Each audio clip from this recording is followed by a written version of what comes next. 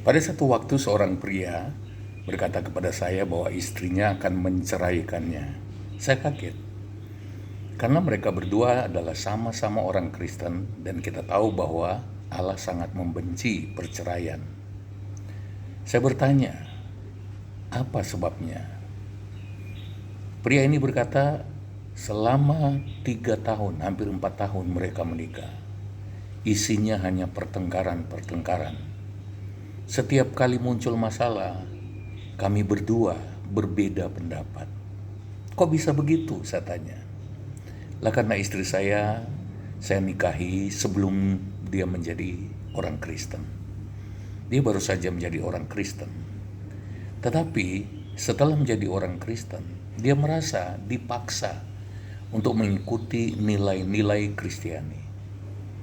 Dan akhirnya berujung kepada perceraian karena sebuah pertengkaran yang hebat. Apa yang kita bisa pelajari dari peristiwa atau kasus ini? Yang pertama, anak-anak muda berhati-hatilah dalam memilih pasangan hidup. Pasangan suami istri tadi seharusnya dalam hampir 4 tahun itu mereka berbicara atau fokus kepada mengembangkan bisnis, usaha, karir. Tetapi yang terjadi adalah apa? Mereka hanya sibuk bertengkar soal nilai-nilai. Pada waktu pacaran, mereka merasa saling cocok satu dengan yang lain.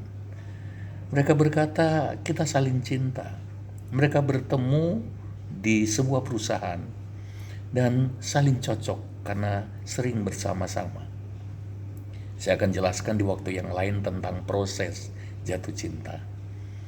Tetapi yang saya mau katakan, hanya dalam waktu singkat karena merasa saling cocok dan tidak ingin saling kehilangan satu dengan yang lain, mereka sepakat menikah. Saya bertanya, apakah sempat konseling dengan pendeta? Sempat. Apa kata pendeta? Sudah dinasihati bahwa potensi benturan, potensi masalah dalam pernikahan itu begitu besar jika Anda berdua menikah dengan sistem nilai yang berbeda. Bahkan si suami ini, yang pria ini, justru hidup dibuat tekanan karena rupanya istrinya agak sedikit lebih berhasil di dalam karir. Suaminya atau pria ini berada di bawah tekanan istrinya, dipaksa untuk mengikuti nilai-nilai istrinya. Waktu pacaran ini tidak terjadi karena belum banyak masalah. Tetapi nanti pada saat pernikahan, ketika begitu banyak masalah dihadapi, sistem nilai ini pasti muncul. Benturan pasti muncul, pertengkaran pasti muncul, disharmoni pasti muncul, bahkan berujung pada perceraian. Firman Tuhan berkata, janganlah kamu merupakan pasangan yang tidak seimbang dengan orang yang tidak percaya. Kata seimbang, sepadan, itu berasal dari sebuah kata yang menggambarkan petani ketika memasangkan dua hewan untuk membajak sawah. Sapi tidak bisa dipasang dengan keledai, atau kerbau tidak bisa dipasangkan dengan kuda ketika membajak sawah.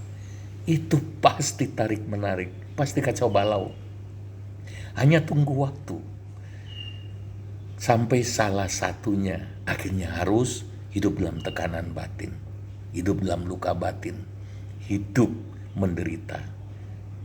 Atau kalau dua-duanya sama kuat, maka akan terjadi perang dan berujung pada perceraian. Taati saja firman Tuhan. Kita harus mencari pasangan yang seiman. Bahkan yang seiman pun secara rohani harus setidak-tidaknya levelnya berada pada tingkatan yang sama, supaya memiliki pemahaman yang sama. Tuhan Yesus memberkati. Amin.